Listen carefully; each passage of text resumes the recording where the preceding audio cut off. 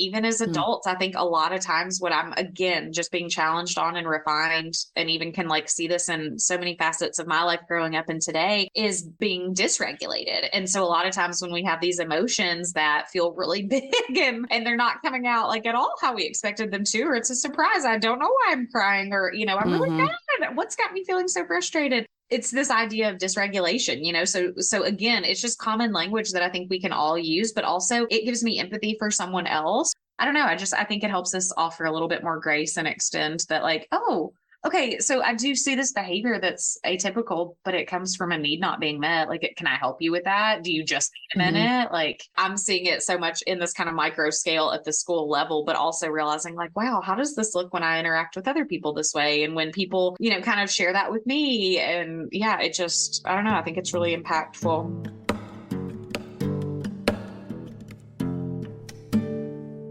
Hello and welcome. As always, I'm Abbie. This is Stories Lived, Stories Told, and today I invite you to join me in revisiting a previously recorded conversation with Stephanie Higgs, in which we take a communication perspective on differentiation, dysregulation, and boundaries. To take a communication perspective is to consider what we're making and how we're making it through our communication practices. This means we look closely at patterns, context, stories, and relationships, and that we use curiosity, mindfulness, collaboration, and dialogue to create better social worlds. So whether the topic of today's conversation is familiar to you or not, the hope is that using a communication perspective will reveal new ways of seeing and being. At the top of the episode, you heard our conversation partner today, Stephanie Higgs. Stephanie is a passionate educator, and you're definitely going to hear that today. Since graduating with her master's degree in education, she has taught pre-K, second grade, and fourth grade, and she now works as a gifted educator and differentiation coach, where she supports both students and her fellow teachers. And after 13 years in education, Stephanie is expanding her reach by sharing resources, ideas, and advice for educators around the world on her Instagram page, which I'll link in the show notes. As we return to this conversation, which was originally published in 2 parts in February of 2023, I'm struck by how much has emerged as a result of this conversation. For a little additional context, Stephanie, who was really just starting her Instagram account at the time, reached out in late 2022 to ask about being a guest on the podcast. So after we exchanged some emails, that happened, and this conversation was the result. And then jumping forward to now, my relationship with Stephanie has continued since this conversation, and it's been really exciting to see how much she has made happen in the last year. She's created a huge community on Instagram sharing resources, and I know has spent this summer speaking at a bunch of conferences as well. But on top of that, she's also helped the CMM Institute to continue getting the word out about our free Cosmo activities, the social emotional resources we have. She uses them and has been a huge advocate for us. And then beyond that, and as a result of that, Stephanie and I have been collaborating this year to create the next turn in the Cosmo activities line, which will be for parents. And that's been really exciting. And I have truly been in awe of getting to work more closely with her this year. I'm just such a fan of Stephanie's, so I'm really glad to be able to share this conversation again. I don't think I need to say a lot more than that, so let's revisit this conversation with Stephanie.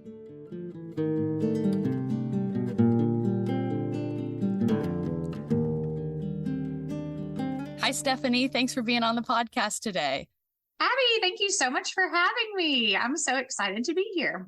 I'm excited and I'm ready to jump right in. And I was thinking about how I wanted to introduce you, but truthfully, I know very little about you. This is our first time getting to talk face to face. And so I think rather than me trying to piece something together, I wondered how you would introduce yourself, especially knowing the direction that this conversation's going to go, that we're going to talk about communication. We're going to talk about storytelling, the social world you create in your classroom. What do you feel is important for people to know before we jump into this conversation? Sure. So my name is Stephanie Higgs. I am 34 years old. I live in Nashville, Tennessee. I am an educator. So I have been in education since the moment I graduated college. I've known since I was in the fourth grade that I wanted to be a fourth grade teacher. So I had to make that stop along the journey. But I would say I'm just such a people person. I think every moment, every facet of my life is defined by the relationships that I have and the community that I've built. I've lived in multiple different cities and kind of have these friendships and relationships now, whether it's through work or through, social settings or through church or through just kind of childhood, and kind of maintaining and seeing those friendships that are now global. And, I think that's just a huge part of who I am.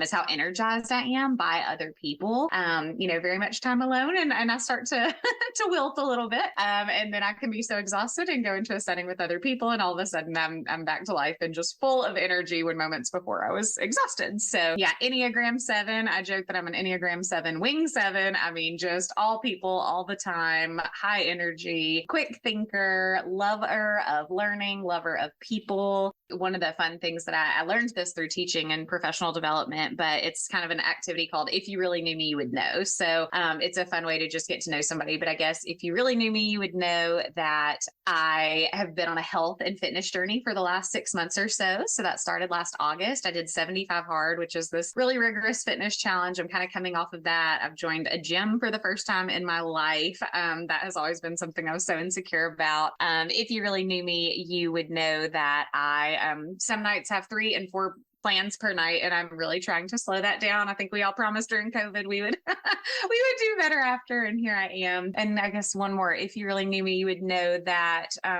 don't eat Thanksgiving food. I love deluxe macaroni and cheese and DiGiorno stuffed crust pizza, and that is my special. I only let myself have it at Thanksgiving. So just in case you needed to know that little tidbit as well. That's a good one to know. That's unique. I wouldn't have been able to tell people about that if I was trying to introduce you. And that I know how could that have not made it into my bio? Has to. So I can see you're very passionate about the work that you do.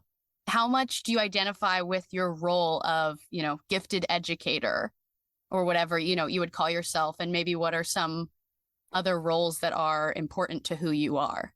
Yeah, that is a great question. So I am currently a gifted educator. I've been a pre-K, second grade, and fourth grade teacher previously. I kind of feel like the biggest things in my life have been gentle nudges that have just kind of found me. I never saw this coming. This was never what I saw as my next step. And now I can't imagine it any other way. And I think that this uses all of my strengths to the very best of my ability. But my brother was gifted growing up. And so I got to see that firsthand my whole life, kind of how that looked behind the scenes and kind of backstage. School can be a place where intellectually gifted students really thrive, and that's kind of their identity, and they feel really comfortable in that setting. But sometimes behind closed doors you see a different side of things. So I think that's kind of where that passion that landed, and I think having kind of that personal perspective on things has made it even more meaningful and has helped me connect with my students and kind of see not only some of the challenges that I know that they face just kind of growing and moving through school, but also some of the things I know just from my brother's experience of what that looked like. So I would say passionate educator is probably one of my primary roles right now. Obviously, I'm a sister, I'm a daughter, I'm a friend, a coworker. So a second piece of my role, I am an educator, but I'm also what's called an instructional coach, which when I was younger, I wasn't really aware of that role. So I'm not really sure how long those have been around, but it was because I'm so passionate about serving and loving on other teachers. So not only do I love the students so much, but I get so much energy from getting to share knowledge and ideas with other people. And so this role allows me to do both. It's a dual role. So I am a gifted educator for all the students in my building, but I'm also an instructional coach. So I get to work with teachers who need, it's called a differentiation coach. So when their students need something different, whether that's, hey, we're having this behavior that's come up and I would love to problem solve some ways we could handle that. Or it could be, hey, this student is struggling to catch on a little bit. Do you have any ideas from your classroom days? Or, wow, they're really flying through everything and I want to ensure that they're not bored. So that's really a gift as well, because it allows me, again, to serve students, but in a little bit more of an indirect way. It's really more partnering with their teachers. So I think no matter what role I have, whether that's a professional, whether it's in my personal life, relationships and connections are obviously just really important to me, that people feel safe with me, that I establish that trust and that great communication. I always joke that I'm a vault. So, I love to know all the gossip, love to know all the tea, but it stops with me. And so I think that having that relationship of trust with so many people just gives them kind of a safe person. We always joke sometimes we have to be each other's therapist, and I have no formal training in that. So it's really just me doing my best. But we have a good time. And I think that that's a huge important piece of that, is that trust. A lot of people I've talked to on the podcast, when I kind of say, what's important to you, what matters to you, what, defines your life, a lot of people go to relationships. And that's where I would go to, because my relationships are so meaningful to me. Yeah. And so it's hard for me to put myself in other people's shoes that don't seem to take their relationships as seriously, or maybe think about their relationships to the point that I think about mine. Like, I want to be intentional in the way that I'm showing up to the relationships. And so I imagine for you, it's not just a fluke that you've decided to do, whatever things to be someone who people can trust, to have good dialogue with people, or, whatever else you would say. Yeah, absolutely. When you say differentiation in your work, is that referring to like how you respond to students? That's like your way forward? So differentiation is just a fancy word for different. These students need something different. So, we're kind of charged with grade level standards and expectations. And then differentiation means how can we make that goal look different based on super individualized needs of our students. So whether that work needs to look different because, attention is a challenge. Can they demonstrate mastery to us in a shorter, more compact way? Because it can be hard for them to focus on an assignment of this length. Maybe it needs to look different because they need more movement. Maybe it's difficult or challenging for them to sit still for a while. So could we still demonstrate mastery with something that's a little bit more hands-on or that has breaks built in? Those are ways that it could look different or differentiated. That could look like advanced work of, hey, here's kind of the grade level standard, but you walked in the door knowing that. So to help you kind of buy back some time, you already know how to do that. Let's go ahead and think about how we can move to the next level of depth there and layers in some challenge that would be more appropriate. So differentiation is all of those things, how the work looks different. What are the puzzle pieces that we can kind of take that grade level standard and expectation and then make it more individualized for each of the needs of our students. How do you manage that with balancing, the individual needs? Because I imagine, however many students you have in your class, that's how many different learning styles they are. Everyone's a little different, and balancing all of that. Plus, I believe, you have maybe a strict, maybe it's more relaxed for you, but a curriculum of guidelines and standards you're supposed to follow. Those two things seem to be not like they could coexist very easily.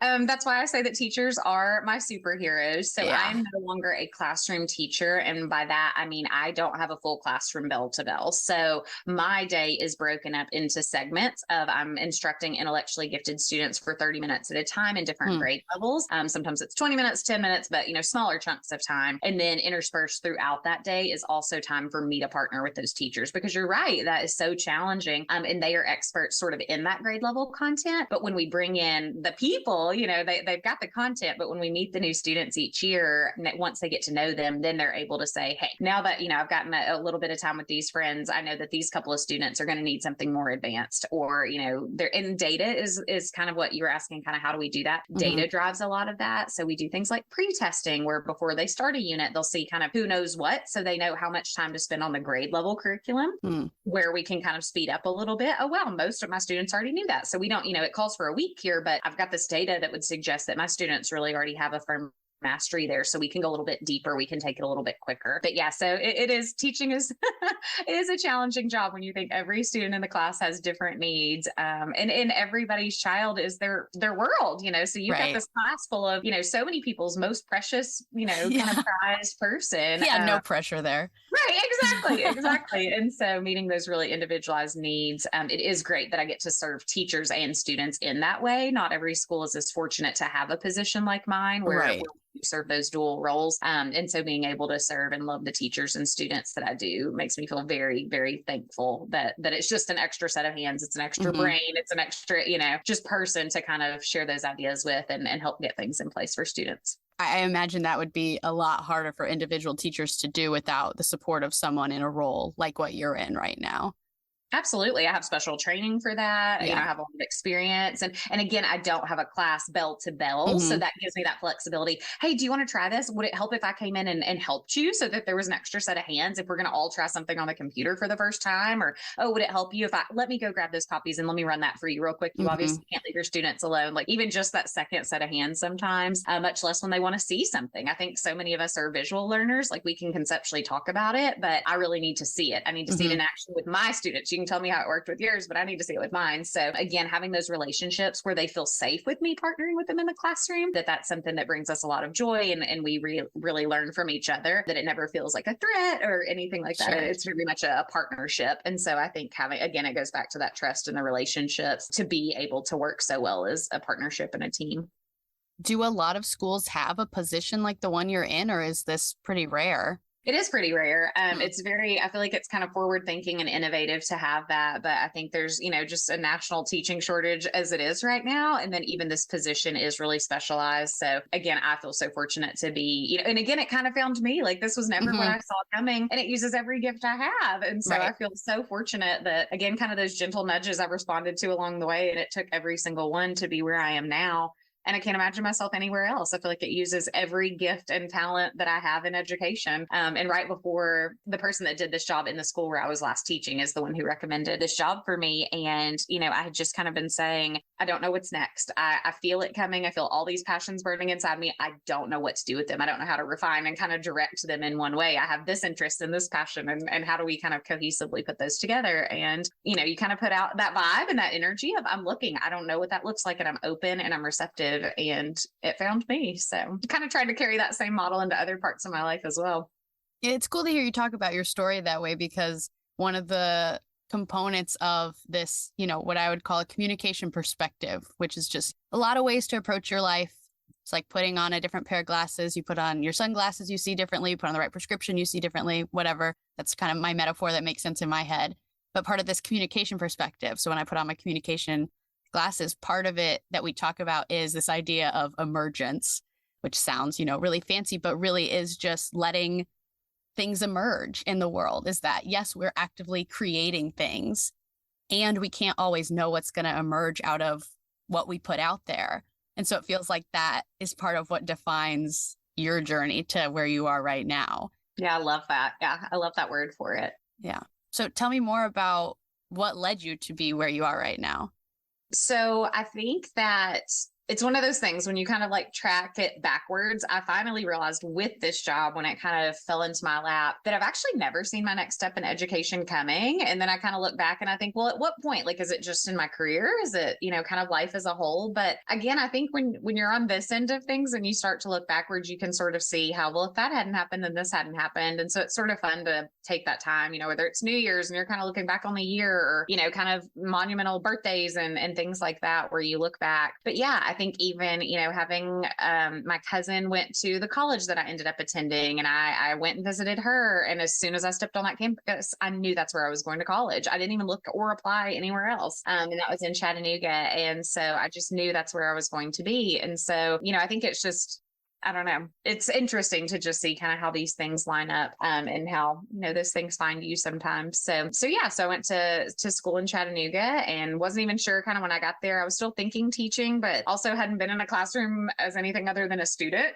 so kind of getting back in a classroom on the other side of things and seeing if that was a good fit, and didn't see myself living in Chattanooga after school. I was only going to go there for school. And then, this thing happened and this thing happened and this thing happened. And all of a sudden it didn't make sense for me to move back. I graduated in 2010, which was during the recession, and there were not a ton of jobs at that time. And so I thought, well, I'll stay in school one more year and go ahead and get my master's. That will make me, more marketable and give me some more knowledge. I love learning. I'm in the habit. I've already been in school for 4 years. This would be a time it would make sense to get an additional degree. And so, never thought I was going to go right back to the hometown where I came from and teach at my elementary school. And, now we're almost 15 years in, that still hasn't happened. That's just kind of not the direction life has taken me. So, a million examples of that. But yeah, just kind of where one thing led to the next. And I was supposed to move out of my apartment, right when I was graduating college. But again, with the recession, and my parents hadn't gotten me a graduation gift, and it was graduation weekend. And they said, well, hey, what if we paid for your rent for the summer? We know that you're going back to grad school and kind of need to save up, but what if that was your graduation gift, as we kind of pay that June and July rent? And so all of a sudden that's when a new job did pop open, because again, there wasn't anything in my hometown. There wasn't anything here. Kind of, where do I go? And a job in Chattanooga did pop open. And so, then I got my master's and I kind of got my foot in the door to school. And then that led to a teaching position the next year in a full-time role. And so, yeah, so it's just kind of, I think there's so many things in life that we look back on, and that one step and that one yes led to, the next 5 steps. So, right. Yeah, that's kind of sweet to reflect back on that. Yeah. Earlier you had said, it was 4th grade when you first, realized you maybe wanted to be a teacher. What specifically happened in 4th grade that made you want to be a teacher? Do you remember that? I think I always had an obsession. Like, I even remember my 1st grade teacher, every single morning when she would come in, she would take her little quilted purse with a gold chain strap and put it in the top of her little cabinet. And I just watched her like a hawk. And I made my mom take me all over town to try to find that exact outfit of the sweater tucked into the plaid skirt and, just the whole 90s teacher vibe. But I think I just always was just fascinated with teachers as people. And I think always seeking that connection. We joke sometimes, like when our students see us, out in the wild, they don't, it's like, wait, you don't live at the school? Like, it's so weird. Contextually, I don't picture you at Walmart or, whatever. But I think I always wanted to know more about my teachers just as humans and as people, and, loved their outfits and, things that were way outside of just kind of a day in the life of, a 1st grade student and what we were learning. And so, yeah, I think that's always been important to me, just kind of knowing who they were as people and just like loving their personalities and wanting to get to know them better. And I think I always felt such a connection with them. And I think as someone who loves learning, and even as silly as like loving school supplies, I just feel like the whole school package is just for me. So yeah, I've been that way my whole life, of every August getting so excited for, new pencils and just new crayons and, new notebooks and starting all over. So yeah, I think it's been there all along. And I think it's, obviously when I was a kid, it wasn't necessarily a love for kids, which, a lot of adult teachers would say, but at that time I was one. But yeah, I think it was just the school setting. Like, I think there's so much hope and there's so much potential there, and there's just so much learning happening every day. And it's always been a really magical place for me, and I've literally never left it. I was in it until I was 18, went to college, and then went right back to it. So since I was 5 years old, this has been a huge part of who I am. Has there ever been a moment where you thought maybe you'd go a different direction? It's funny. Sometimes I think I know myself so well, and I will just really like drum up a thought or an idea, and I will like pitch it to a couple of friends, and they will shoot it down so quickly. And so there was a time, I think, everybody goes through this of, I was a few years into teaching and starting to think like, I've just really been doing some thinking, and I think that every strength that I possess, like, is perfect for teaching. And I don't think I would be successful anywhere else. And immediately they were like, no. The qualities that make you a good teacher might also make you, and kind of like brainstorming some other ideas. So it's just funny, because I think sometimes I just go off on this like deep thought, process. And I really had come around to like, nope, this is it. This is the only job that I would be this successful at. Like, I love it. It uses all my strengths, and this is it. And they were like, yeah, no, but you have these strengths too that would be good in this field, or, whatever. But yeah, for me, there's just never been any other option. It was always teaching and education in some capacity, whether that's higher ed, elementary school. Just, I love learning.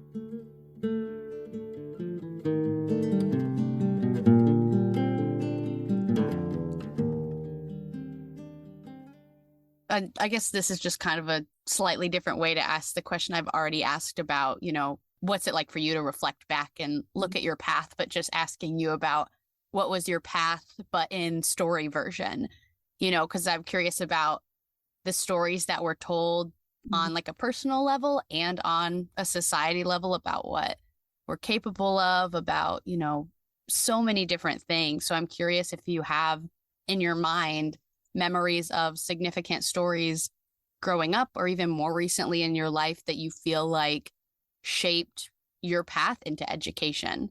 I think story in and of itself is just, it's such a powerful tool. Like, when you think back to, before you can even read, I feel like that's kind of the way. And even in a time, in the world when there wasn't a written and recorded language, like, stories were how knowledge was passed down from generation to generation. So I think that stories just hold such an important component in everyone's history, whether that's literally the history of the world or whether that's each of our individual personal histories. But yeah, I think even when you're so little and you don't even know how to read, and maybe that's a parent parent sharing a story with you before bed. Maybe that's a teacher, reading you a story or telling you a story. But I think I've just always had this huge imagination and been a really big dreamer. And so I think sometimes that that has been a challenge for me when reality doesn't always intersect with kind of this, this dream state or this story land. Absolutely. Yeah. So I think I've found a few of those things out the hard way. I'm like, I grew up listening to all these stories and they went this way, but then they ended. It was kind of the happily ever after and then it ends. But what if you're sitting in a period of time where it doesn't feel like there is going to be a happy ending or resolution at all? What does that look like? So yeah, I think that stories shape all of us. I think when we're really little, sometimes those can be a great form of escape. Those can be a way that they kind of transport us out of our kind of lived experience day in and day out, whether that's transporting us to another imagined land or imagined world. But I also think they've always helped me form connections with the storyteller. And so whether I was experiencing different types of stories, I think that has been a really exciting experience for me, is just the engagement with other storytellers, and I think finding that communication, because I think stories are a real way to connect people. And so I think that's been kind of pivotal to me too. And then the older I get, realizing that we're all living one, and that everyone has a story to share. So I think, I think with so many things in life, when we're younger, it's more about that information being fed to us, and as you get older, you kind of flip that script and you're like, but wait, you've shared all these stories, or you've read me all these stories, or you've told me all these stories, but like, what are your stories, and I think sometimes when we're young, life is more focused on on ourselves. But then as we get older, kind of realizing like, but like you asked me about my day, but how was your day? And, kind of that reciprocity there, in kind of hearing and valuing other people's stories rather than just that chance to share. It was not until I was in college that a friend of mine, was kind of sharing the idea of seeking to understand before you seek to be understood, and kind of that value there of kind of hearing first, and listening first before, kind of needing to be the one talking and sharing, which, you've known me for a few minutes and I bet you can already tell that was a challenge for me of, wow. No, that's good. That's good. Like to hit that mute button or that pause button and be more of an active listener rather than so quick to share and be more of a learner and student of others, and more curious about them and their stories as well. I relate to that. The podcast has been a great exercise in learning to be a listener, because I'm imagine me like you is that I have a genuine interest in other people. It's not that I don't care what other people have to say. Totally. I just get really excited to say what I have to say. And so I'm like, this is great. Everyone wants to hear this. I have to say this right now. And there's good in that. And there is also good in learning to not say what you were going to say, because it doesn't always need to be said. Sure. Yeah. But I like what you're saying, that it is, the way I see it is that whether you realize it or not, or you would call it that or not, everybody is living stories, and everything you could, talk about in terms of stories. And I know we'll talk, towards the end of our conversation about using this language of a better social world and, what's your kind of vision for that. But as we're talking about stories, I'm curious if you have a story that you're hoping to leave with the students that you work with, or even the other educators that you work with. What's the story that you're hoping to create or pass on for them? A great question. I think it would be just sort of some of the life lessons that I've learned. Of course, I think we all sometimes, once we have a lived experience, we want to kind of save someone else from that same thing. And so I think just some of the lessons I've learned, and just kind of how to treat other people and how to invest better in other people, how to care for others well, even if it's kind of dying to some of my own needs, or, what I would prioritize.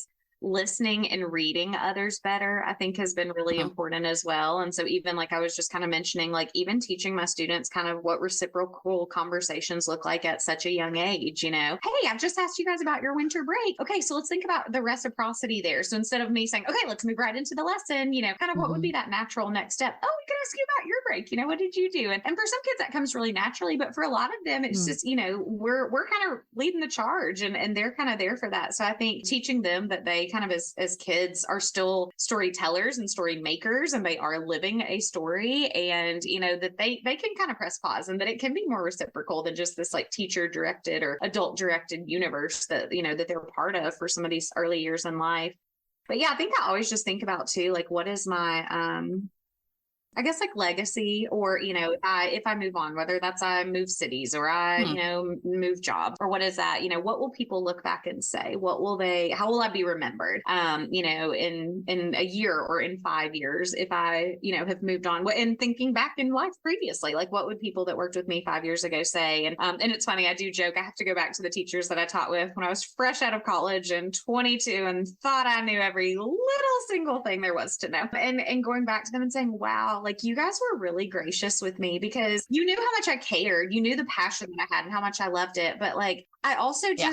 I hadn't seen a lot of the world at 22 and I didn't have a family like some of them did. So I wasn't always as gracious of, I wonder why that's not done. Hmm. You have 3 kids and 2 of them have been sick, but I got my part done. Right. Well, I'm 22 and I'm single. So I could see maybe why I had a little bit of, extra time. And so I think at 34, looking back and saying, did I serve them well then? Did I use my singleness well? Did I use that to serve other people and say, hey, I have time to spare. Like, what can I take off of you? I know you have 2 sick kids out of 3 and probably exhausted. What can I do to like lighten that burden? And so I think some of those are just the stories of just experiences lived, experiences learned, and how those could impact someone else in a positive way. And, the wrong turns or turns that were later redeemed, how could I share that experience with others and have a positive impact on them and their daily interactions with themselves, with each other, self-talk and all kinds of things. So yeah, I think just leaving a positive, lasting legacy and kind of connecting with them in a way that those stories do stick. When I say, let me tell you about a time where that happened to me and kind of what I learned from that or what I experienced, and letting that kind of shape or move them forward in a more positive way. Okay, you've made me think about a lot of things with all the wonderful things you just said. So let's see if I can remember them as I work my way through them. But when you're talking about the kids and yes, your story makers, yes, your storytellers, the word that is not really a word that I want to add to that an event is like story hearer or something to that effect, because in so many ways, the person that's receiving the story is just as important as the person that's telling the story, because it's so much about the space that you create in any relationship, whether it's, your peers or you to your students is, do they feel heard? Do they feel safe to share the story in the first place? And teaching them not only to be storytellers, but to be story hearers and good stewards of other people's stories. That's so important. Yeah, that's something I feel like is an unseen kind of side of when we talk about communication. It's not just the person doing the direct verbal communicating. It's everything else that's going on too. Sure. And I think like you with your students, me and my podcast is that I am very specific and careful not to say that this is an interview, but a conversation, because that's how real human interaction happens. It's very rarely in your day where it's just one person asking questions, one person answering. It's a dialogue. And so I feel like that's a little bit what you're teaching with your students. It's not you interviewing them about how their holiday was, but getting to build the relationship through that actual back and forth reciprocity of the conversation. And just teaching them that's just another way to show that you care, and how surprised would, parent be when they pick you up at, this afternoon from school and they ask how your day was. And then you say, fine, and, get on a device and are kind of checked out. But if you said, Mom, I remember you saying you had an important meeting at work. Like, how did that meeting go? And mom's going to be like, what? Like, that's so thoughtful. Thank you. That just asking questions of other people makes us feel really cared for and, just makes us feel valued and heard and thought of. And I think that's so important. And I imagine like in a school setting, in any setting, there's a million things that people are so careful about teaching their kids. But maybe not everybody's going out of their way to realize that they should teach their kids how to be the story hearers or whatever other word you would use for that. Yeah. And that's really important work. Yeah. That's a good challenge for me to think about too, of am I doing that well? Am I modeling that well when they share with me? And also then am I teaching that, in turn?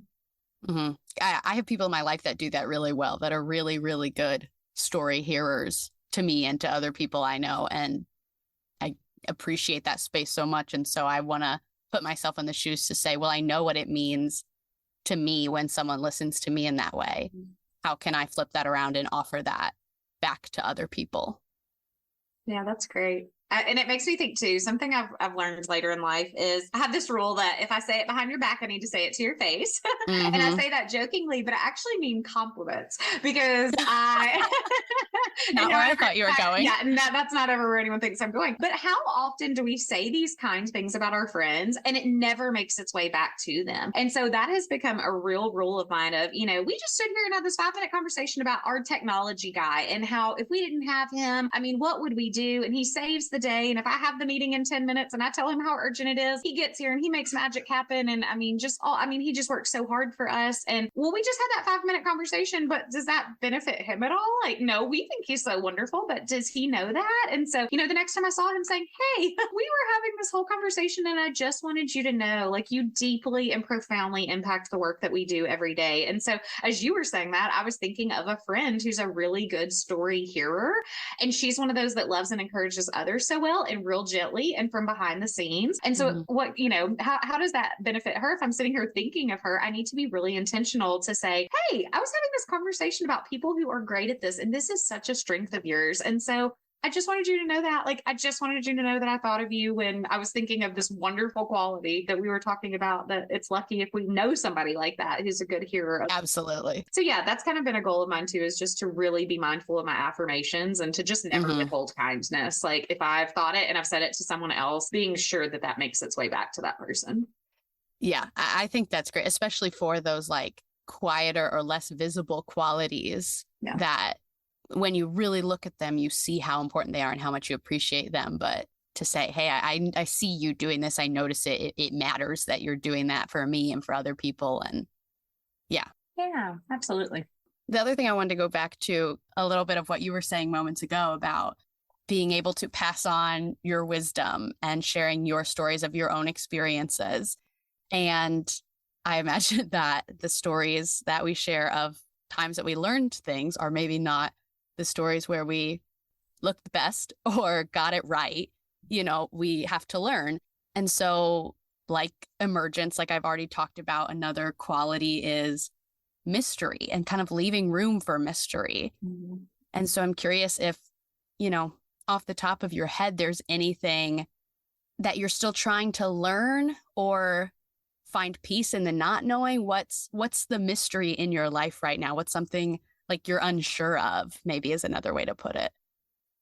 Gosh, I just love these questions and I can't wait to transfer them and ask them to like all of my friends and everyone I know because they're so good and they're so deep and they're so thoughtful. Yeah. So I love a cheesy Pinterest quote. And there's one that I've seen a million times, but it's, there's years in life that ask questions and there's years that answer. And so, I love, for me, New Year's Eve is actually not quite as pivotal of a moment for me. So my birthday is in late July and then we always start school about 2 weeks later. And so I turn a new age, I start a new school year. And again, I've been in school since I was 5 years old. And so for me, that's kind of my new year, is that couple of weeks. Always has been. Yeah. It literally always has been. I turn a new age, I start a new school year. My calendar is really just not January to January. Like I think in school years, I mean, it's a semester and, last school year. So of course, when I think through that, I kind of think about in school year terms, again, I'm not calendar year like the rest of the world, but thinking about, the years that I've had that have asked questions and the years that have answered. And I think the older I get, the more comfortable I am sitting in the years that ask questions where I don't have resolution. I don't have an answer. I don't know what's next. And I feel that I'm kind of in those stages now and I don't know what that means or what that looks like. And so I think again, just, I've gotten a little bit older. I'm getting more established in this role that I have now, but I really have developed and refined my leadership skills a lot in the last 2 years. And so,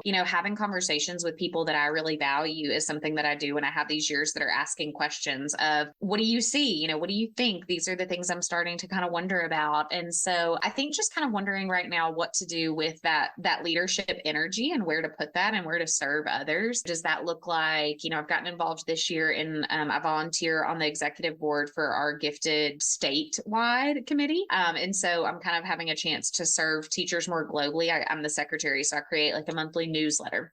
And so that's something I share with all the gifted teachers that are part of our organization in the whole state. And I share that monthly. Well, that led to, I've started this Instagram, which is how you and I connected and found each other. And I started that in December, and it's mid-January, and it has grown, I don't know what's typical or what's normal, but it's grown faster than I would have expected, because again, I never saw that coming. I never saw me being shared in kind of a vulnerable capacity with strangers. Like, I love what I do, but that's always been like a real relationship thing to me, of when I'm connected with you, to kind of just put it out into the world and hope people like it and use it, and that it's helpful, is very new and very scary to me. So I think there's a lot of mystery right now in my life as far as what am I going to do next? Like, I still, I'm kind of what you would consider like a mid-career teacher. And I know I'm talking about teaching a lot, but it is, I think for me, I'm kind of in that sweet spot. I'm in the 4th year in my current position, which is kind of, it was brand new, kind of learned my way through it, have kind of moved on to perfecting some of the areas where I still wanted to grow. And now it's that question mark of what's next.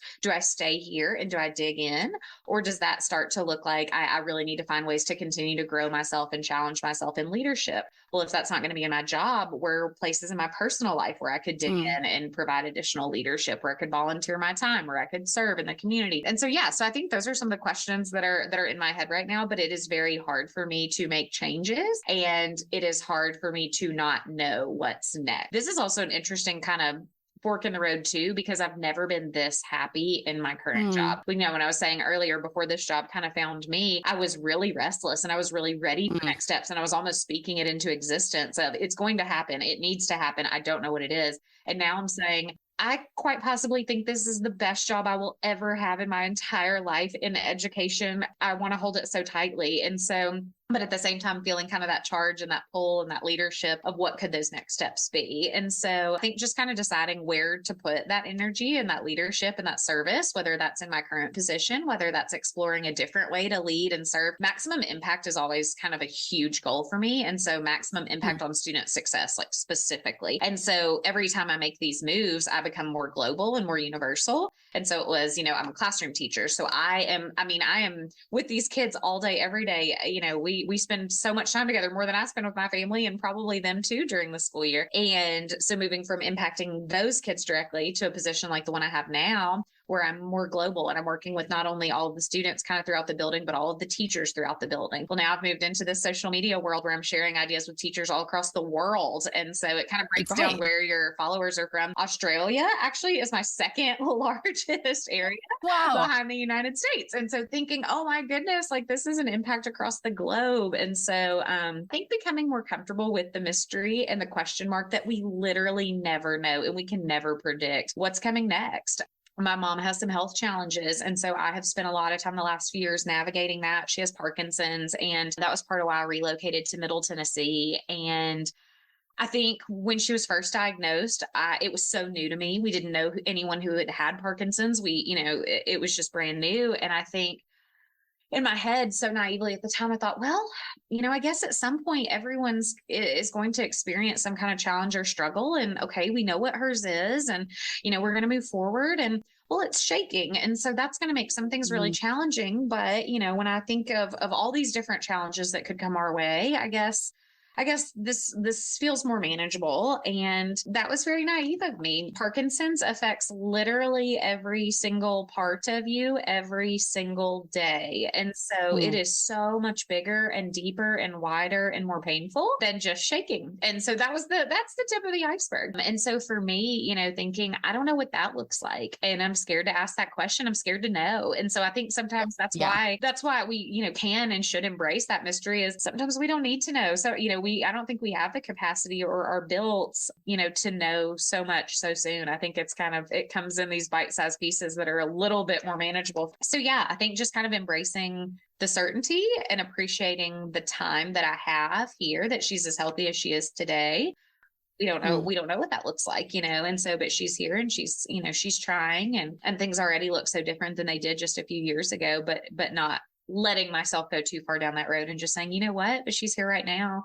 And she, we had a great phone call, or we got to hang out and spend time together. So I think being more comfortable in the question mark, more comfortable in the years that are asking questions rather than providing answers, and just kind of embracing that mystery. Yeah, well, I'm right there with you on the quotes.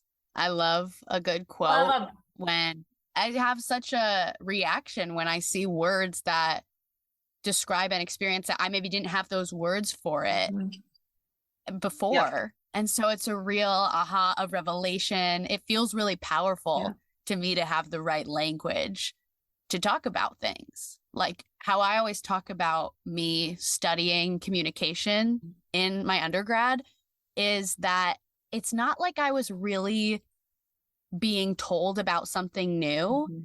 It was that I already knew all of these things. I'd experienced so much of what we talk about in all my relationships, in the ways that I was communicating, and the breakdowns in communication I was already experiencing. It was like I already knew all of these things to be true.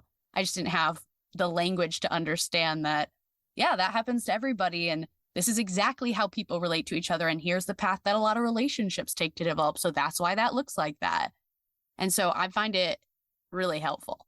Well, and I think it just goes back to kind of the overarching theme of our conversation is it makes you feel more known, and it makes you feel like, wait, I'm not alone. Yes. I'm not the only one who's ever felt that way. Like it just makes you feel understood. And I think underneath the heart of what you and I are talking about and really kind of your vision here with these types of conversations is to make us feel connected, to make us feel more known, to make us feel more understood, and to challenge us to like go out into our worlds and do more of that, to value each other's stories, to value the people that tell them and the people that hear them and the people that hold them for us. You know, like it's hard. You know, I'll talk to anybody about anything, but I'm actually really private about my mom's health. Like it's very sacred, and almost nothing is sacred to me. I will tell you the silliest, most embarrassing, you know, I'll do that all day long. I'll be vulnerable, I'll be honest, but like that's something I hold really private and sacred. But the people that I've entrusted, you know, to kind of help me hold and carry and listen to that story a little bit really lighten the burden for me, you know, and make me feel understood. And so, you know, and I don't know, I think that's just the heart of this is, you know, whether it's the silly quote on Pinterest or whatever, but it's like, oh, that makes me feel understood.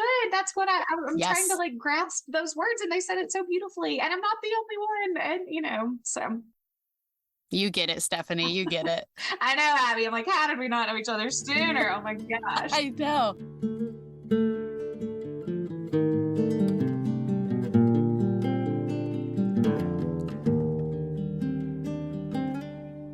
Okay, where this is making me go then is to talk a little bit more about language. Okay. I, in one of my earlier conversations, was able to talk to some other teachers, and I got connected with them because the CMM Institute actually has kind of a program, game/activity called Cosmo Kids, where they're trying to bring some of these ideas of this theory that, you know, for so long has only existed in the world of academia to say, how can we actually bring this to people? And what if, you know, we start young and the next generation of leaders already has all of these skills around empathy and making meaning and so many different areas. You know, what can the world look like if from a young age people get to learn about this kind of thing?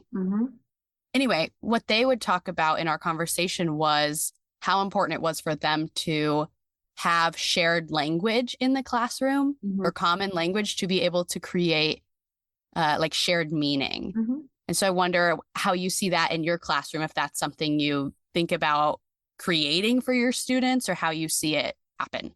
Yeah, I think that's really important. And actually, I was just talking with a company that provides some social emotional supports and strategies and curriculum, because I was looking at it from kind of that next level up of not even just with students, but in all of us that interact with kiddos and making sure that we all have and share common language. And so, for example, a skill that I have recently been digging into with some students is the idea of being open-minded. And there's a few kind of keywords and phrases that I got from this curriculum that I'm going through, and they have been so profound. And it's just so funny with kids. As long as I've been teaching, I've noticed this, but there are certain things that you just say it in just this certain way, and kids just get it. Like you don't have to explain it further. You don't have to expound on it. And so very first year when I was getting my master's and I was a pre-K assistant, the music teacher used the phrase, I only listen to quiet hands. And that's it. Like, and every kid, I mean, I've been teaching now, you know, almost 15 years, and I still use that. I took that from her, and they just get it. And so they understand that, you know, when we're blurting and we're doing all of this, like, oh, she needs that quiet hand. She values that. And that gives us all a safe space to share and be heard. And, you know, she values that. And so it's just funny that kids really can like pick up and grasp that, but also, the language that we use, it is great if that looks consistent with all the people that a student is interacting with as they're trying to make Yeah. meaning and as they're trying to learn, how to form better connections and, kind of where that can grow. And it's funny because I've even realized like as an adult, I've been challenged by going through this curriculum of, are there places that I respond in a more closed-minded way because we're going through this open versus closed-minded. And so kind of thinking, what does that look like when I hear somebody say something and I immediately have such a closed mind? And also how often I'm proven wrong with that because I do go in saying, oh, no, that's not, again, I don't love change. That's not really what I was envisioning. Like, I'm not super comfortable with that.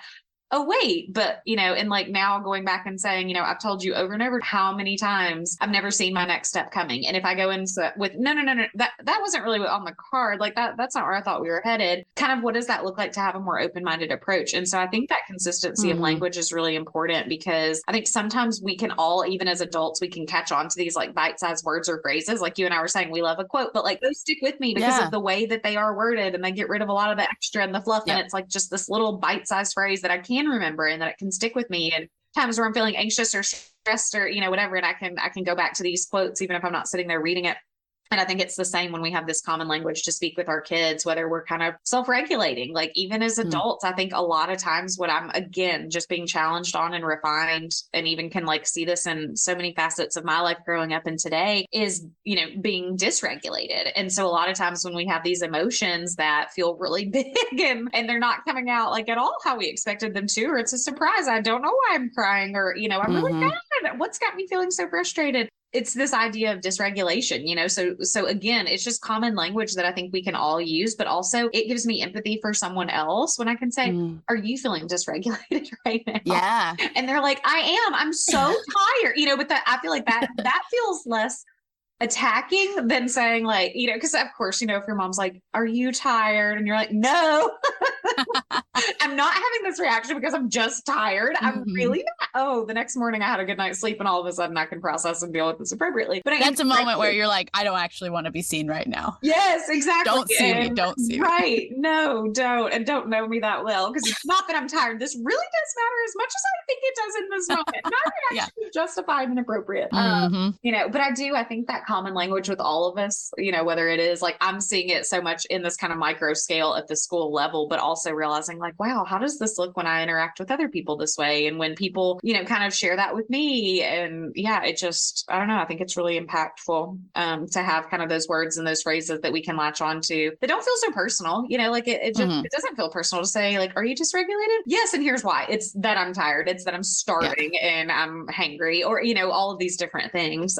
Because you're kind of asking, like, are you experiencing this thing that every single person experiences? Right. And like, it's not, there's like no judgment in it. It's so like a neutral statement of like, it's so clear. Like, I'm just looking to understand you when I say, are you feeling dysregulated right now? Right. And I, of course, now I don't have this one off the tip of my tongue. I'll have to email it to you. But I saw a quote on Instagram about like dysregulation. And it gave me so much grace for my mom 20 and 30 years ago, because it was basically saying like parents, when we are kind of losing our tempers with kids, like it's that your needs aren't being met. And so again, like you were saying, it's not personal at all. And it's not an attack. It's like, if you're dysregulated, you have a need that's not being met, and it might cause you to be acting out in this behavior or this way. But again, it goes back to like, you have a need that's not being met. So I even think growing up, if there came a point when my mom was just so frustrated with my brother and I, it was summer and we had just been home for 6 weeks straight and like she just needed a minute. She was dysregulated because her needs weren't being met. She was exhausted. We had been there for 6 straight weeks and she hadn't had a moment's peace. And, and so I don't know. I think it helps us offer a little bit more grace and extend that like, oh, okay, so I do see this behavior that's atypical, but it comes from a need not being met. Like, can I help you with that? Do you just need a minute? Like, and also it's not personal towards me that, that you are feeling frustrated or that you're, maybe lashing out in a way that I don't typically experience from you, but it's that you're dysregulated. So like you have a need that's not being met, and that kind of shifts that. Well, even like, 20, 30 years ago, if someone said to your mom, you feeling dysregulated? She'd probably be like, what in the world is that? What are you talking about? Probably only the psychologists were, using that language. Sure. And so it's cool that, as much as it would be great if we had all that language back then, we're always learning. We're always finding new ways to talk about things. And so that even having that language now can help you go back and like heal some of those things, to look back and reflect through your lens you now have of all of this great language. Yep. And to, heal is the word I have for that right now. Yeah.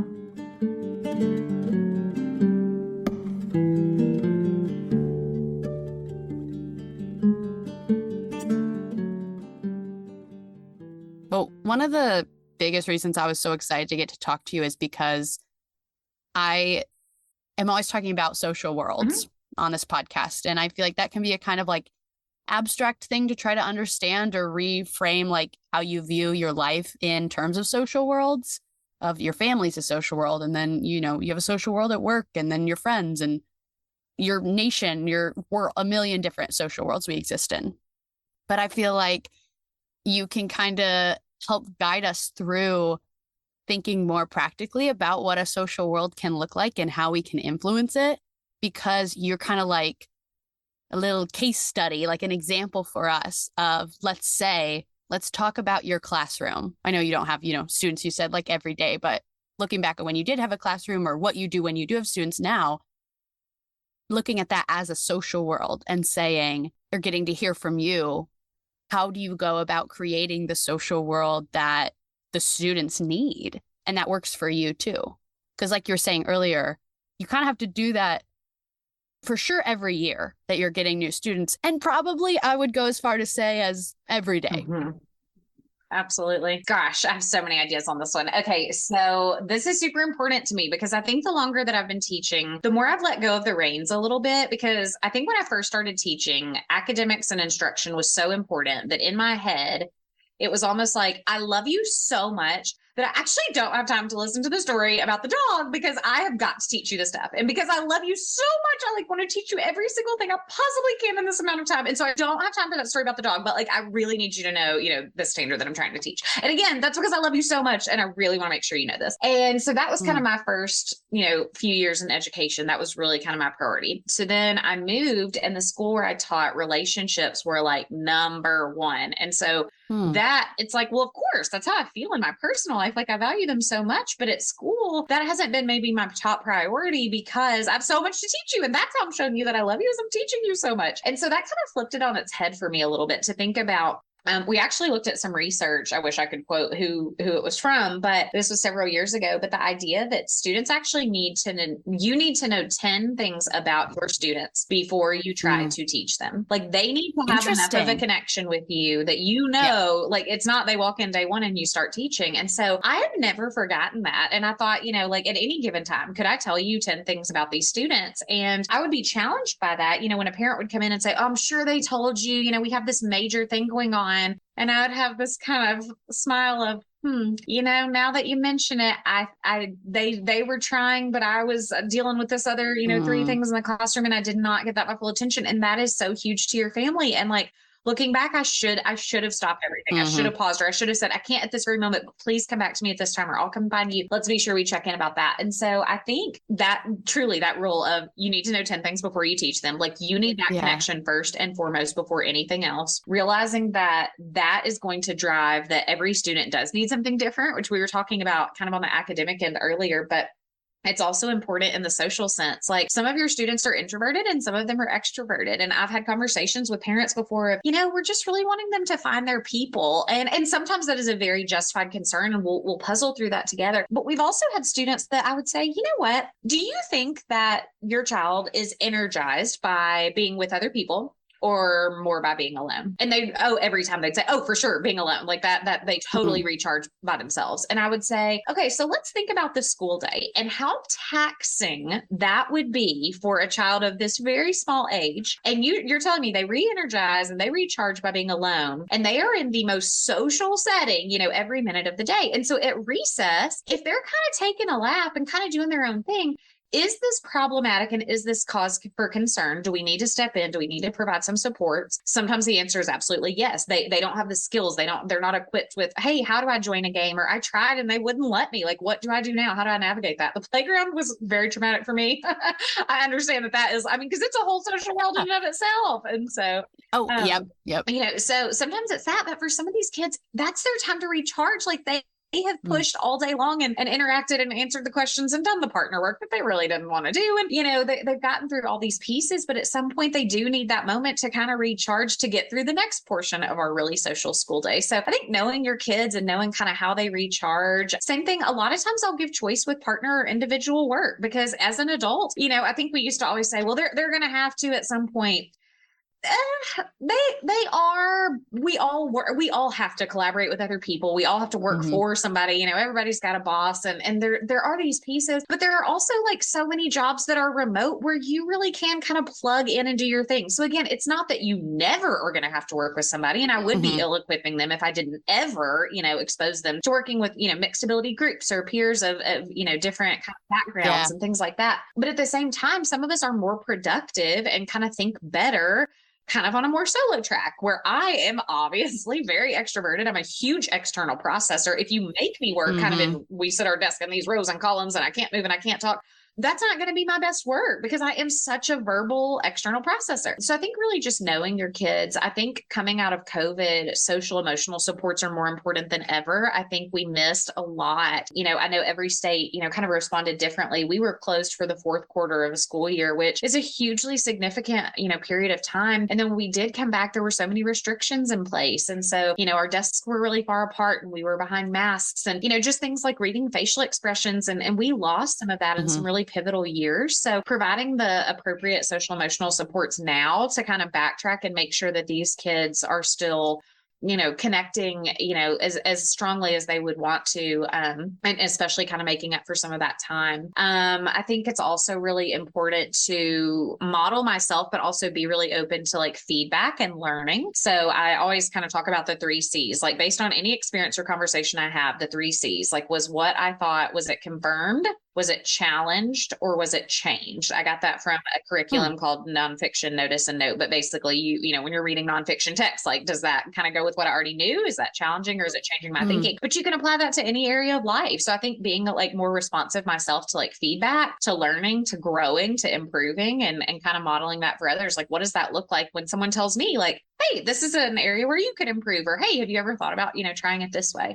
So I think all those are really important to communication, that like conflict and, not even conflict, but conversations, it's not always just like super positive. Like there are hard conversations. So how do we offer support there? And then some of the specific strategies that I use, one of those is morning meetings. So there's this company called Responsive Classroom, and they put out morning meetings. And when I first heard that word, I was like, oh yeah. I think we did that in elementary school. We'd like look at the calendar, or maybe like count some sticks or straws or so. Yeah, I think I got morning meeting. Well, that's not what it looks like at all in 2023.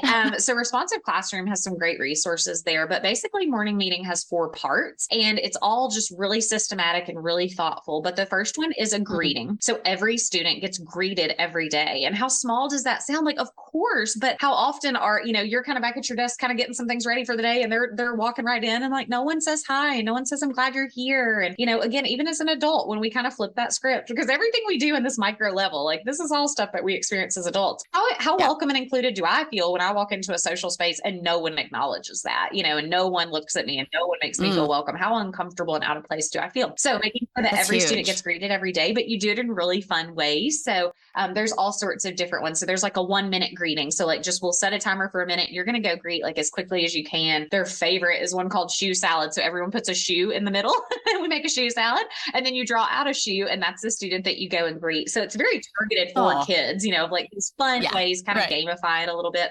And then after that, there's always a share. And so that share could be something like, what's the news? So like, and kind of teaching them news is a lot of times it's positive. Yeah, maybe you did something great this weekend or something fun happened, but sometimes it's not. Sometimes it's like, hey, like I'm kind of struggling with this at home. And so if you see me a little sad, like just know this is why, like this is going on. I don't really want to talk about it. So I've told you, you're aware, and I just kind of need a little space today. But getting that time, not only to be greeted and welcomed into their learning environment every day, but to share with others. And then there's always an activity, which is their favorite part. And that is more of just a game. There's always so much community building, that can happen there. And kind of learning some, again, great social emotional skills as far as, is it a winning losing game? Are we playing on teams and working cooperatively? And then always ending that with what is called a morning message. So that's where the teacher kind of lays out and communicates the day for, again, we talk a lot about neurodiversity. So that's kind of when our students think and kind of have brains that are wired in different ways. There's kind of neurotypical, and then there are different ways that our thinkers can be more diverse or more different. And so a morning message can be really great for students who need a little bit of predictable,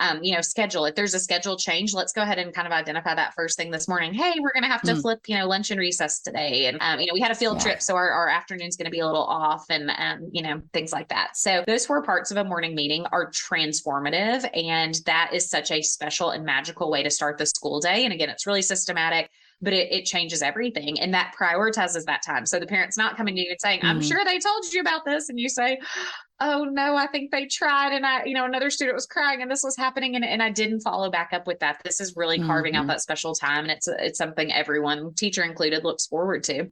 Something else that I do.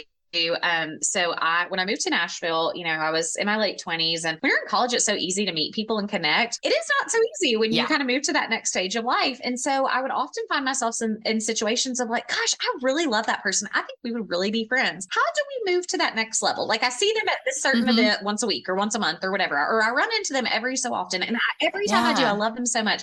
What do I do with that? How do I get to that next level of friendship? Because it's easier when you're in college. It's like, well, let's go study and we'll all set up camp together and kind of work through our homework or whatever. Well, in everything I study too, it's like there's so much on family communication and how like romantic relationships build. And there is so little research on friendships. Yes. And it's like they're such an important relationship in our lives. Gosh, they are. How do we not know more about how they build, how they form, what those bonds mean to us? Wow. Yeah, that's wild to think about. That's crazy.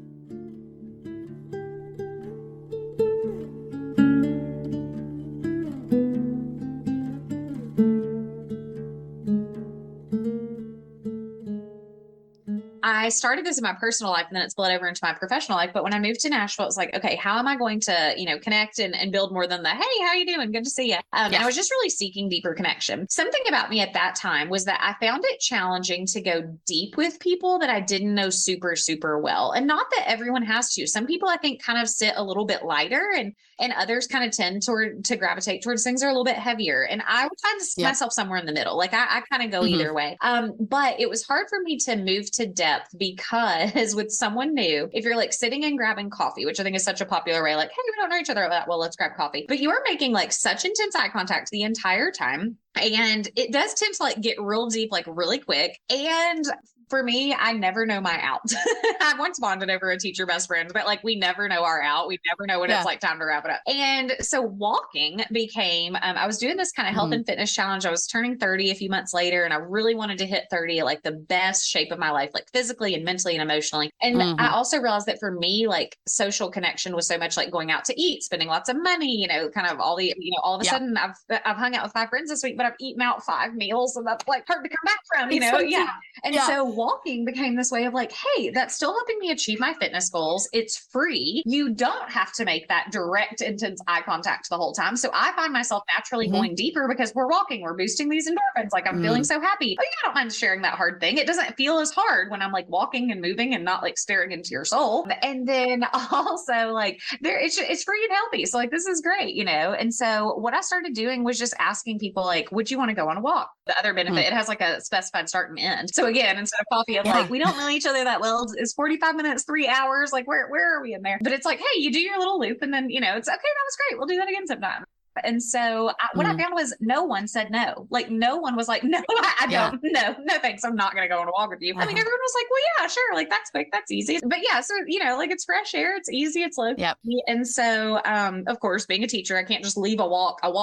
I started making them themed walks. So they all have these really fun questions. And a big thing in education right now is like gamifying where we can. So like making games of things. And again, adults love all of this stuff too. And so I started coming up with all these games for my walk. And so like you would pick a game and you didn't like the title would be very ambiguous. So it was kind of like leaving it up to fate. So it was like pick a number and I would have this list of numbered questions. And so I'd say like pick 3 numbers. And so they would, and those were their 3 questions for the walk or whatever.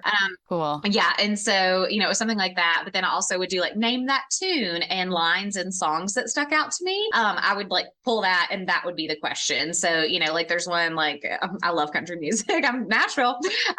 But one of them is, it's about like, till you can't, and till you can't, like, what is that one thing that you can do it until you can't? And all of a sudden, like, you can't ever go back and change that. Like, you've made this definitive choice, or that person is no longer part of your life, or, what are these things that you can go back and do until you can't? And so, like, think of one of those, all of a sudden we're going on these like profound walks, but it feels really fun and really engaging and really deep. My favorite one that's been such a hit, I'm such a 90s kid, but I did a 90s 3-2-1. So like 3 things that you loved about the 90s, 2 things you miss about being a kid, and then 1 was like the name of your childhood best friend, and so like that's a really fun one.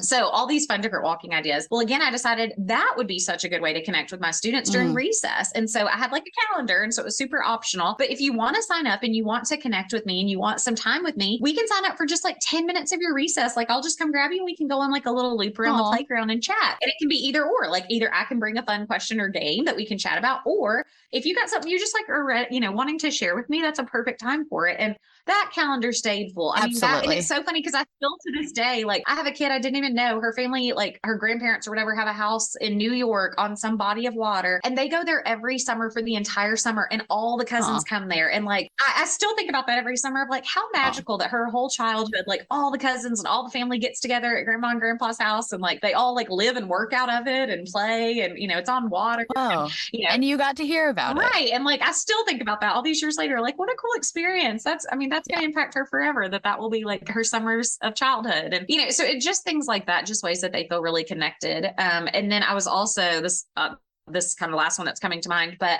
how can we like involve parents and invite them more into this community? Because again, I've got their most prized, their whole world is with me like every minute of every day. And how can I, kind of brag about them? And so I kind of wanted to flip the script. A lot of times a phone call home from school is not a good thing. It's either the nurse that they're sick, or they've gotten in trouble and you're not going to believe what they did. And, I got to tell you. And so how can we flip that script? Because again, we have such a positive relationship between parents and schools. And so what if a phone call home was a really good thing? And what if not only was it a really good thing, what if the whole class was involved? And what if the parent is on speakerphone with the whole class and we're bragging about the kid?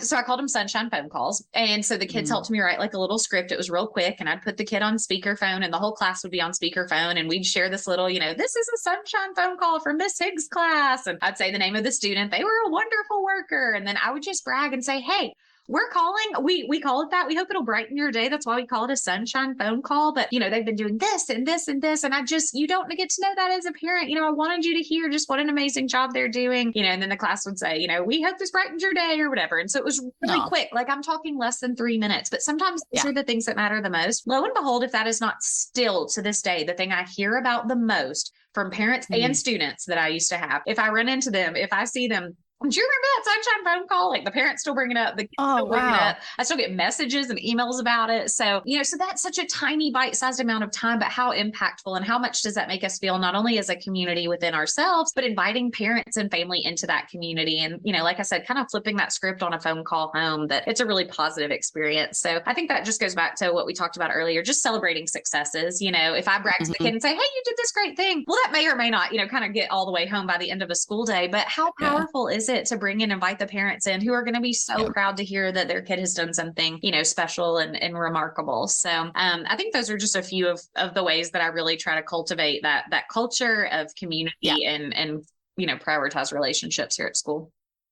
I love how intentional all of those things seem to be based on, where they came from for you and what they mean to you, even though, just in talking about them, it was like, okay, a walk or however long meeting in the morning or a phone call seem like really small things that are actually really big things. And it's cool because one of the other questions I was going to ask you is, what kinds of things are you doing in your work that you've seen actually apply to other areas of your life? And it seems like the answer is everything.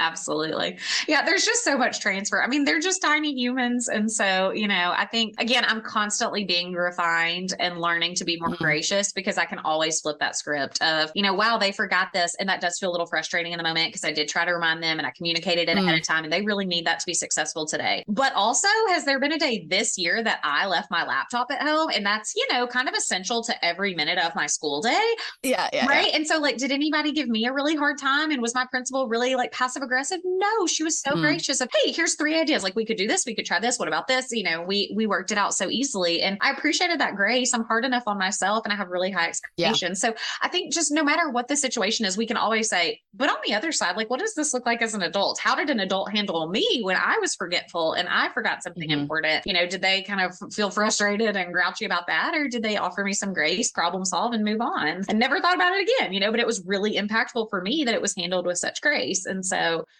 trying to kind of mirror that with my students as well, the way I appreciate being treated and handled as an adult.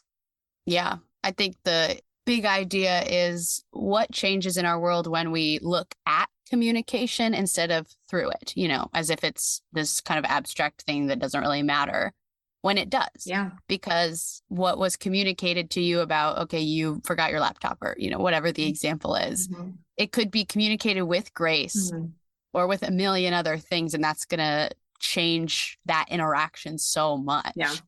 Yeah. I'm curious about, if you are thinking about your classroom and all the things that you do with your students and the process you go through to go about doing the differentiation and educating the educators on Instagram or in your own school, if you have your communication glasses on, what's the communication that happens there? What do you see?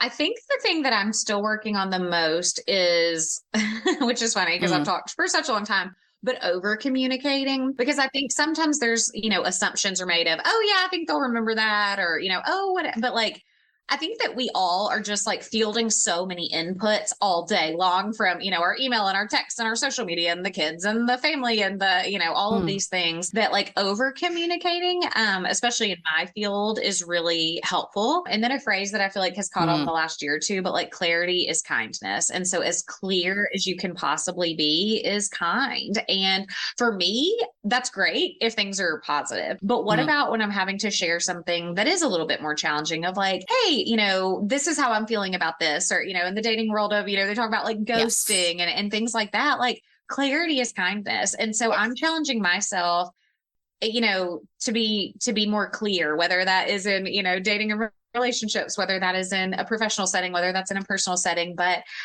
just being as clear with my communication as I can, rather than just, because I think ghosting, I actually had a whole dinner about this one time, and it started, a married couple brought it up, but they were actually talking about how often ghosting happens in the workplace and kind of in some real estate, where you would have a deal that you thought was just days from, kind of moving forward and closing, and then someone just ghosts and like, you don't hear from that. And so I think, it maybe kind of originated possibly in kind of this dating world, but it's kind of moved to everything. And so I think that's because we over time maybe can be challenged by having hard conversations. So we do just kind of ghost, whether that's in I decided I didn't want to go through with that business deal, so I think I'm just going to kind of leave that one hanging, or I'm just not going to respond to that email that was tricky, or, in personal life, whatever that looks like. And so trying to navigate what that looks like to communicate clearly, and that is kind. And so even though it doesn't feel kind, because maybe it's hey, I don't want to move forward with that business deal, or hey, this conversation left me feeling kind of this way, and I felt like maybe you needed to know that. Like those are hard. And for me, I do tend to want to just avoid them and keep it real sunny and real happy and real positive. But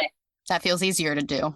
It does feel easier. And so, but it also in my brain, I know that seems like such reverse logic, but that felt kinder, of like, well, wouldn't you rather me just disappear than tell you that I don't want to pursue, the business deal that we had going, or this other thing? And so this whole dinner was about that. And it was like, no, that's never the kindest option. And so that's really been a challenge in my life the last few years, is like, never leaving someone on read, never not responding to a message or an email, even assuming like, hey, I told you I'd come over at 6:30. So yeah, it's 6:29 and I'm leaving my apartment, but like, I don't need to communicate that with you. No, that's fine. Like, hey, you've got 10 extra minutes. I am terribly sorry I'm running late, but that, you've got 10 extra minutes, rather than thinking I'm about to walk in your door. And, so just being clear, over communicating when it feels like that's not natural to me. I'm I said I get there 6:30. I'm heading in that direction. No, that's 10 extra minutes. You can, finish the laundry you've been putting off or, whatever.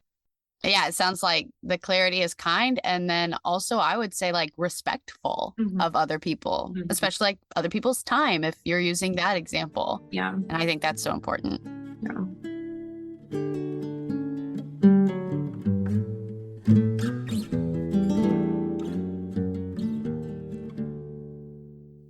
Well, I kind of want to use this to transition into my last questions, which is we're always working toward better social worlds Sure. for ourselves and creating those through our communication. But, how people define a better social world is different for everyone. Yeah. So I would love for you to share what a better social world looks like to you.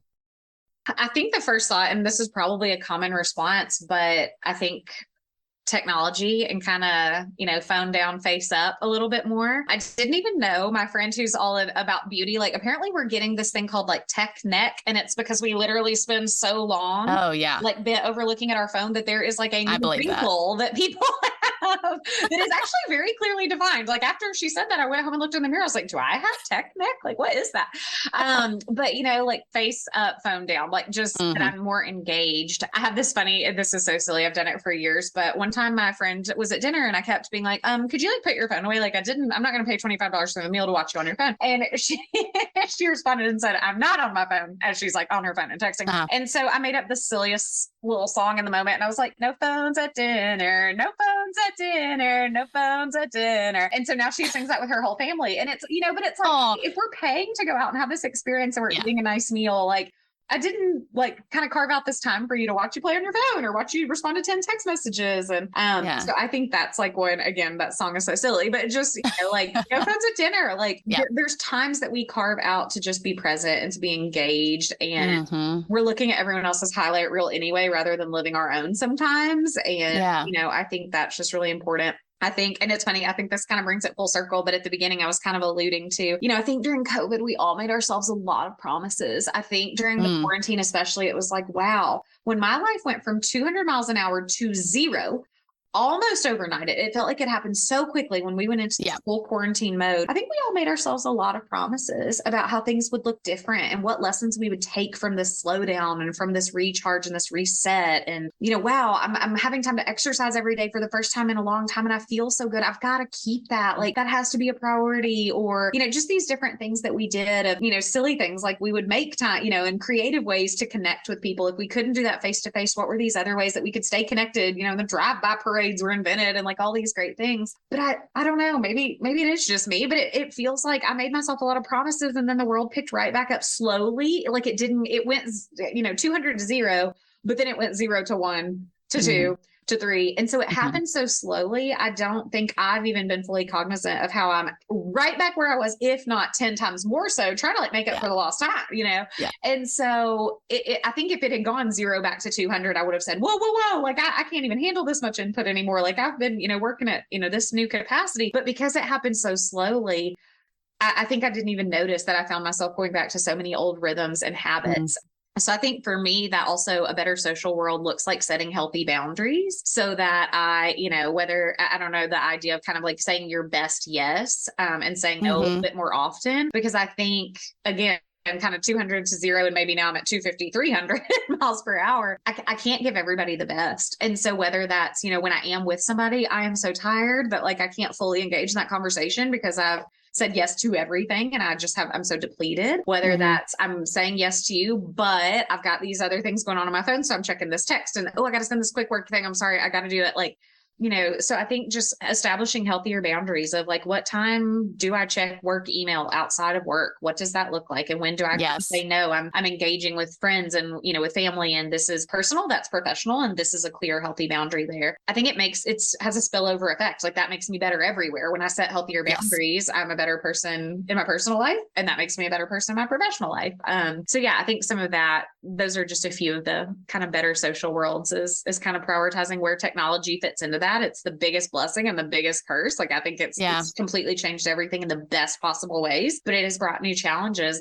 No, I agree. I think that's a huge part of it is figuring out a healthier relationship to technology because it can take away from so much of the presence that means so much. Like it's one of those small things that's actually big. Yeah.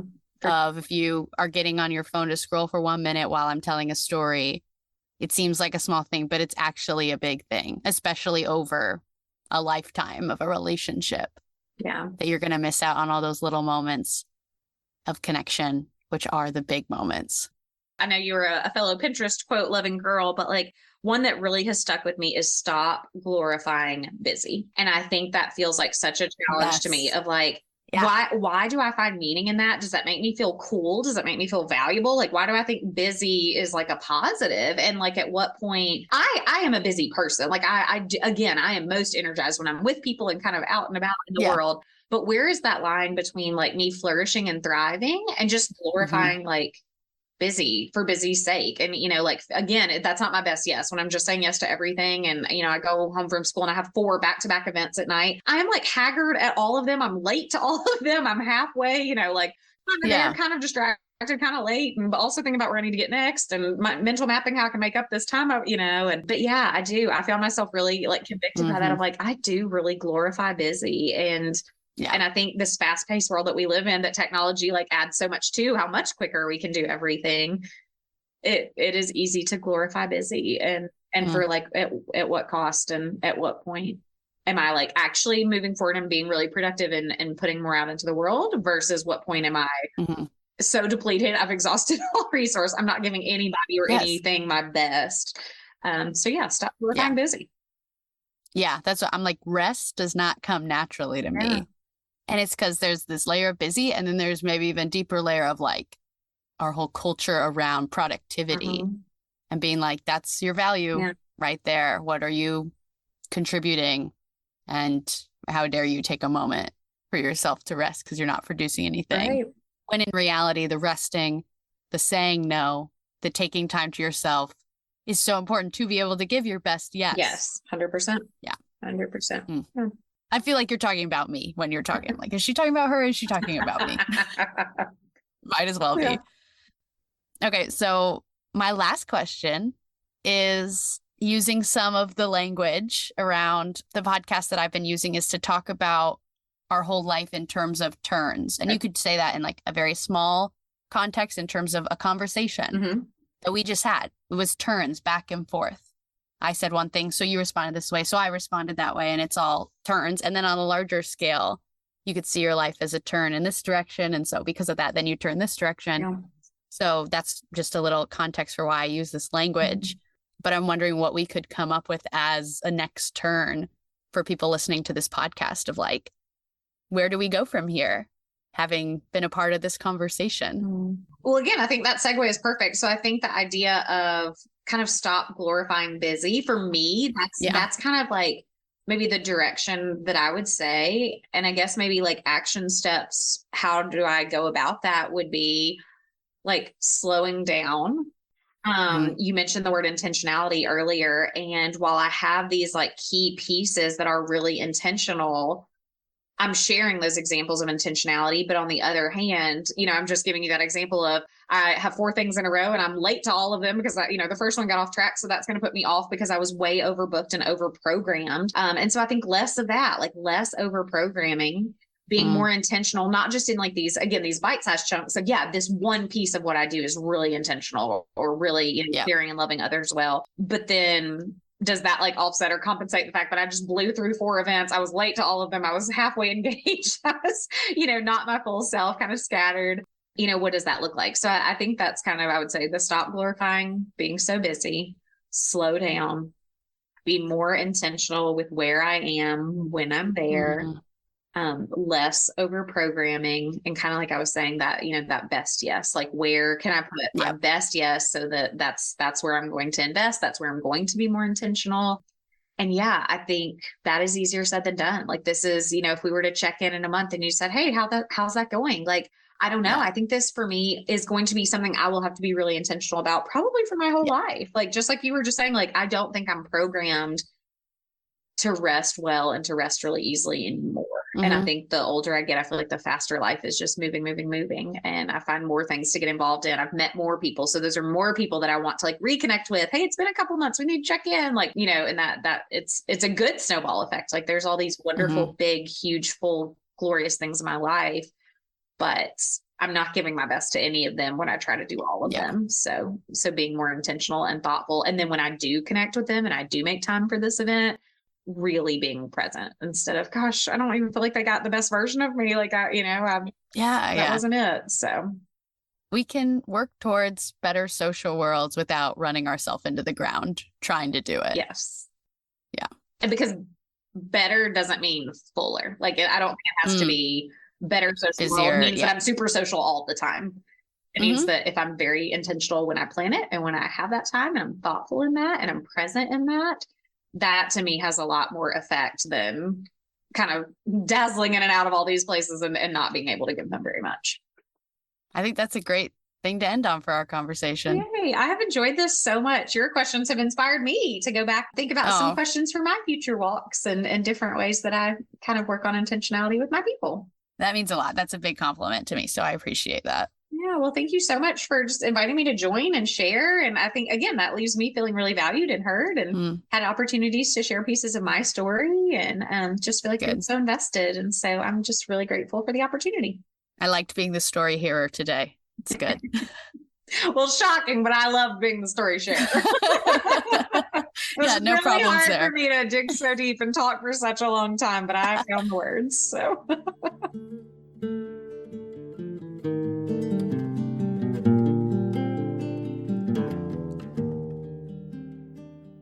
Okay, that is all for our conversation with Stephanie. At the end of each episode, I like to offer some questions to reflect on, which act as a next turn for us so the conversation doesn't stop just because the episode does. The questions I would have you think about today are, this first one's a long one, but I think it's a great question. How can we celebrate our own individuality and the individuality of others by being honest about our needs, finding unique ways to meet them, and saying out loud the things we appreciate about each other? Next question is, how can we celebrate children's individuality in school settings and beyond? What happens when we learn not only how to tell our own story, but to hear the stories of others as well? And finally, what does it look like to set boundaries that allow us to say our best yes? You're always welcome to reach out to me to share your reflections to those questions. Great places to do that are emailing me. You can also contact me through the Stories Live, Stories Told website. You're welcome to comment on Instagram and YouTube. And I'll also point you toward the CMM Institute Substack. That's a great place to engage in dialogue as well. Links to all those places are in the show notes below. And the reason I invite you to share your reflections with me is to stay in dialogue, of course. And other great ways to keep the dialogue going is to follow the show wherever you listen, leave a rating and review, and share this episode or any episode that's been meaningful for you with someone you would like to invite into the conversation. I am supported by the CMM Institute for Personal and Social Evolution. This podcast is just one of many initiatives designed to move us toward better social worlds through better communication. I mentioned at the top of the episode one of those other initiatives, which is Cosmo Activities, and those are social emotional resources which are available for free at www.cosmoactivities.com. I also mentioned Cosmo Parents, which will be the newest edition beginning in January of 2025. But if you're a parent, if you're interested in that, you can head over to that same Cosmo Activities website, click on the Cosmo Parenting page, and subscribe to our Substack, which again will be getting started in January 2025. So you'll want to be a subscriber by then so you don't miss anything. We're really excited about that. And Stephanie has been collaborating with me on that. So there's a lot of good wisdom in there. Like I said, I'll include all the links below so you can learn more about everything the CMM Institute is doing in the show notes. Thank you for showing up. Thank you for being curious. And thank you for being a part of this story. I'm Abbie, and this has been Stories Lived, Stories Told.